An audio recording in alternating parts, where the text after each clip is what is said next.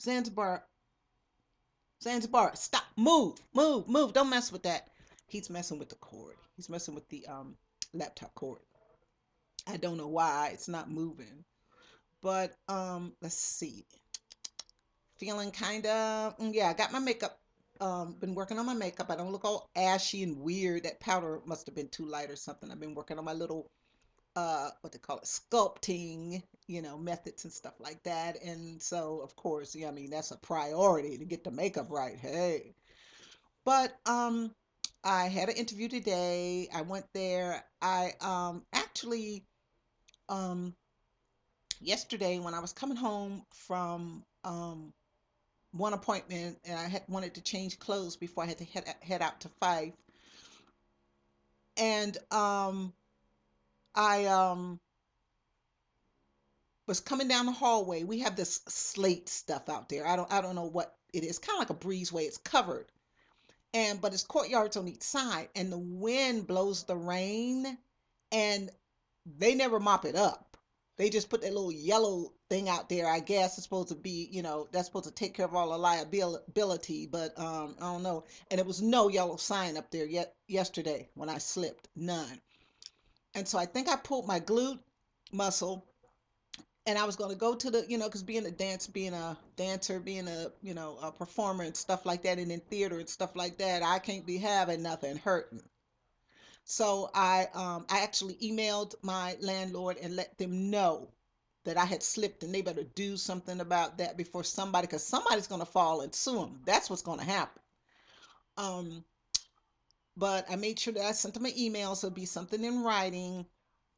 And I was going to go to the VA today, but like I said, I had an interview. I couldn't go. And then by the time I got through with the interview and would have gotten home, they would have the clinic would have been closed. So because I think they close around 4 o'clock, something like that. So and I really, I don't have that kind of time. Tomorrow I have another interview actually out in Federal Way, and I have it's with Xerox. Oh, I shouldn't have called that name, but that's all right, Xerox, and we'll see what happens. So maybe I'll be moving and have a new job all at the same time. That'll be fun. Okay, I hear some buzzing. They must be doing some more work. They're always doing work in this building, and but you never see anything done. Anyway, let's see, to more important things. Um, no, not yesterday. I'm trying to think when it was. I was online. Today is Thursday. I want to say, no, I went to see my career coach Monday. Can't remember what I did Tuesday. Anyway, some kind of way I got to the I must have just been looking through stuff. I got through to the um was on the internet and somehow got to the Writer's Digest site. Now y'all know how I feel about them. And this is my opinion and personal opinion, and don't try to sue me, okay? Because if you try to sue me, I'll write a story about it.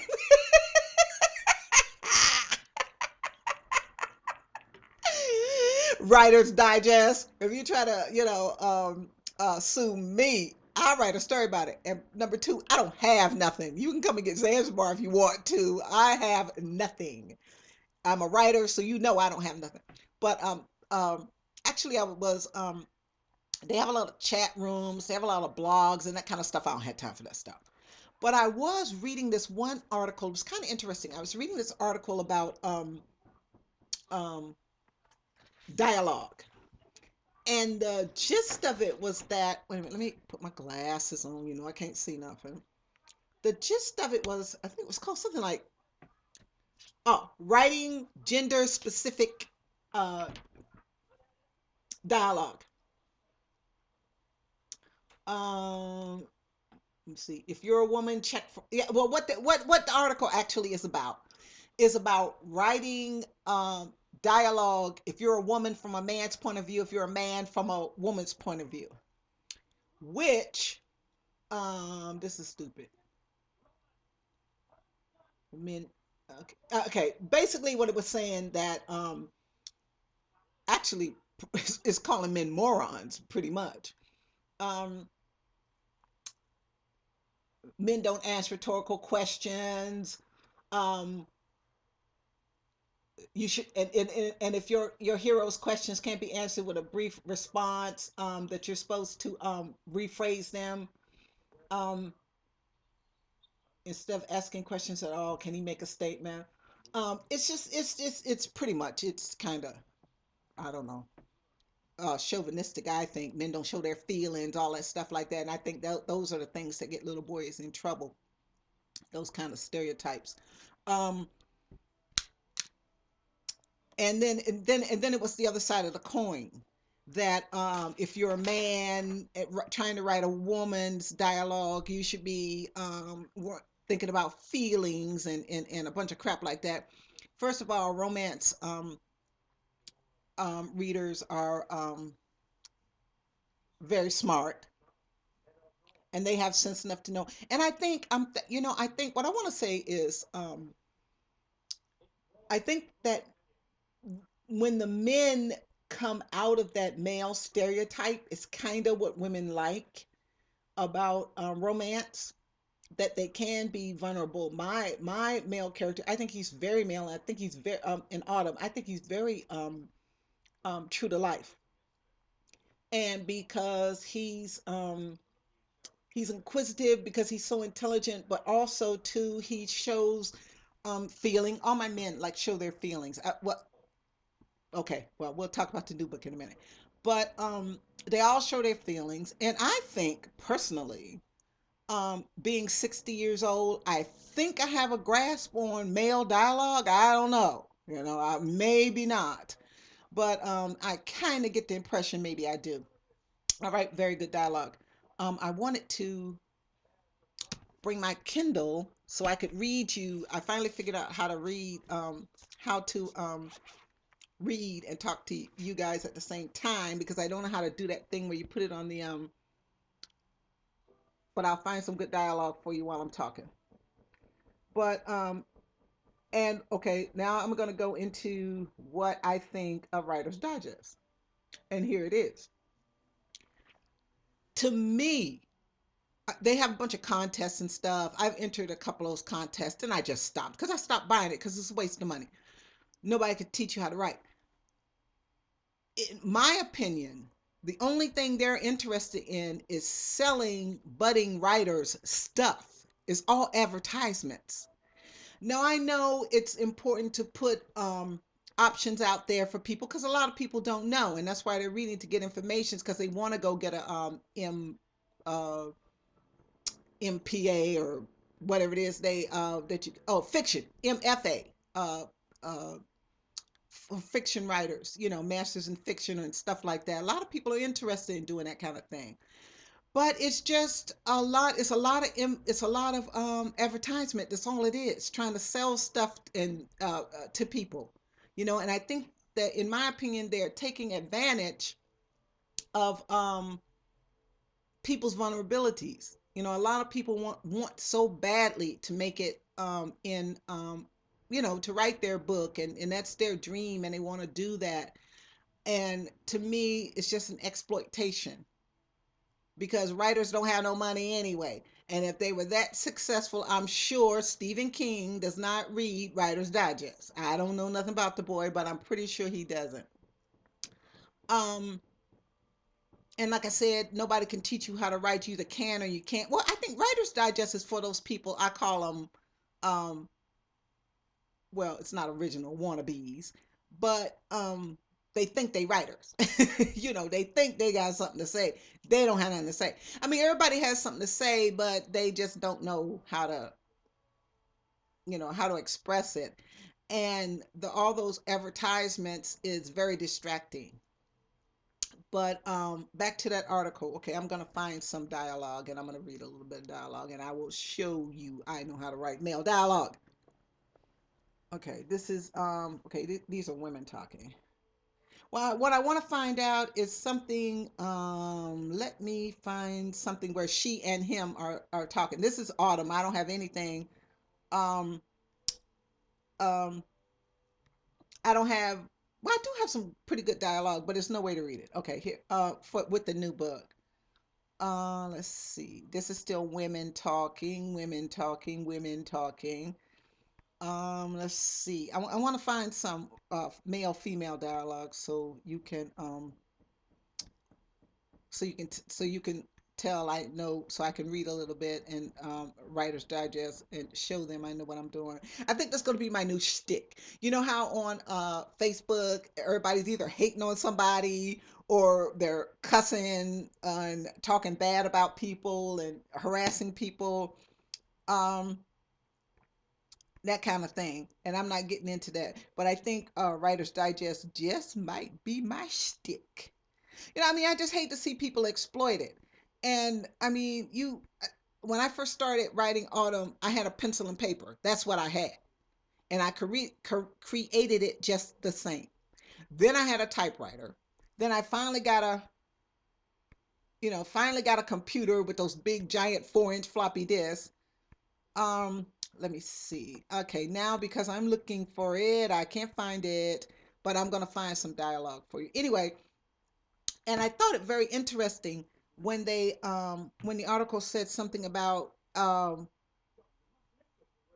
women, men writing women. I don't know. Well, okay, my opinion is this: that women can write men's dialogue much better than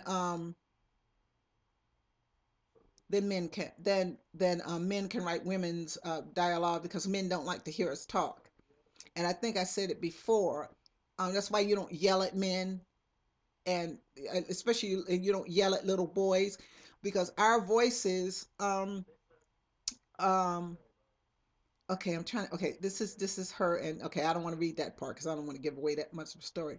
That's why you're not supposed to yell at little boys if you're a woman, because our voices trigger them emotionally. That's why they want you to talk dirty in bed. That's the only time they want to hear you talk. Other than that, if they were concerned, um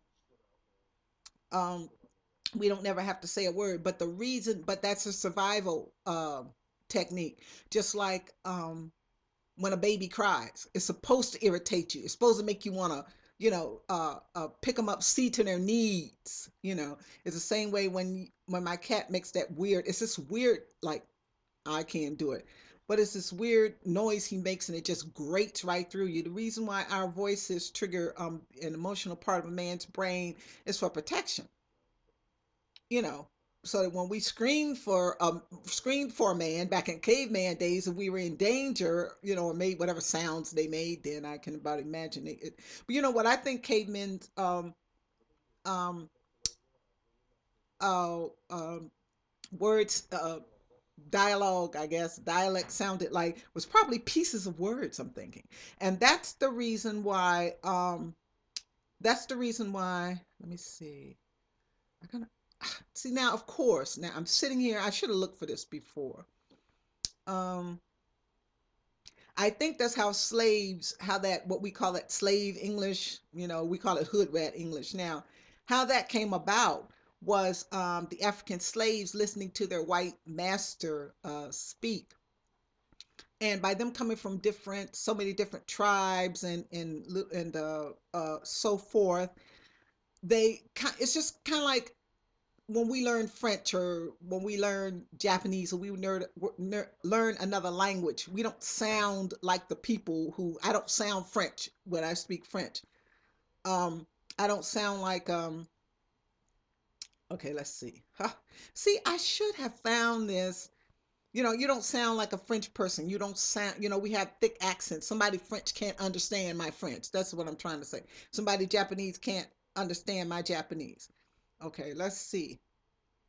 Okay, I'm getting close to something I want to read. Let me see if I have time. I don't know. I might not have time, but that's where that kind of slave English came from the slaves listening to their master, trying to imitate their words. But because, just like I can't say the name of my second book, I can't say it. I know it's a German word. I know what it means, but I can't say it. And so that's how black people learn to talk. And then as generations go down, came down, that sort of dialect is um passed down. I speak so clearly and eloquently because my family speaks like this. We were accused of talking, quote unquote, white, sounding white, um, which I don't know what that's supposed to mean. But let's see. I think I have. Okay, am I gonna have time to read it though? I think I finally found something, but I think I'll wait. I think I'll wait. Here we go. Yeah, I think I'll read that, but I think I'll wait because I will want to read it and comment about it. Here's my Kindle. My godson gave it to me. I think I was talking about before um sending your work sending my work to the Kindle really helps. I actually have found a couple of mistakes, one or two, nothing major, nothing major, just a couple of sort of left a word out or something. Like I said, I'm not going to do any more major work to it, nothing like that. But just as I was reading it, um, I decided that I was like, okay, there's a word missing there. There's a comma missing there. That kind of thing. It's that kind of thing I'm looking at now. So pretty much. But yeah, the article was I just kind of I read it. You know, I like to read. Now, don't get me wrong. I like to read things about writing. Um because I like to read anyway, and I like to read I like to read stuff, and that's how I get my ideas. I don't read articles to learn how to write. I already know how to write. Um, what I do is I read people who I like to authors I like, and I kind of take little examples from them. That's what I do. I'm trying to think. It's something else. Okay, I'll probably do that in the next video. It's something yeah, about writing exercise. Here these are supposed to be dialogue exercises. Eavesdrop is people talk. How do women speak to each other? How do two men speak to each other? How do a man and a woman speak to each other? Duh, done that for 60 years, know how to do that. But I'm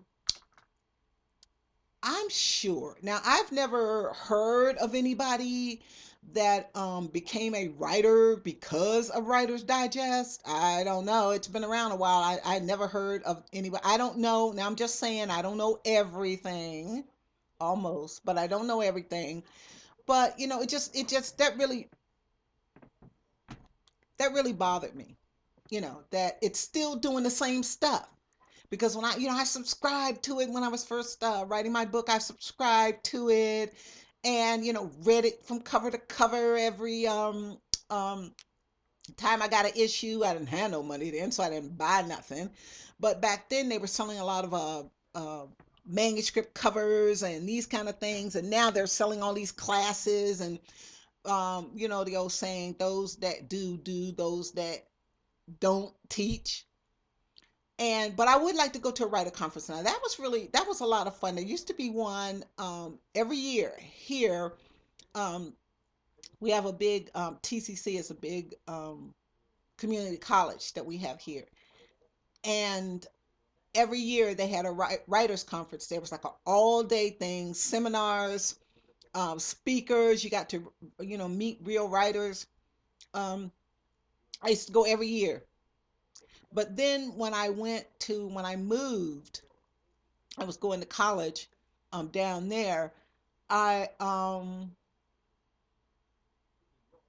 I just didn't do it. I just didn't do it because well, for one thing, it started really early in the morning, like 8 o'clock in the morning. It went like all day. And since I was already in college and had had enough of somebody talking to me for hours and hours, I just didn't go. And plus, it was impractical. I couldn't get up here on a Saturday morning. It was always on Saturday, but they were very interesting when I was writing for the newspaper. I think was the last one I went to. But anyway, I'm at 1929 because I don't want to start with the dialogue because I didn't know if I had time to and speak on it. So I'm gonna stop. Look at this. See how I look, and then do another one.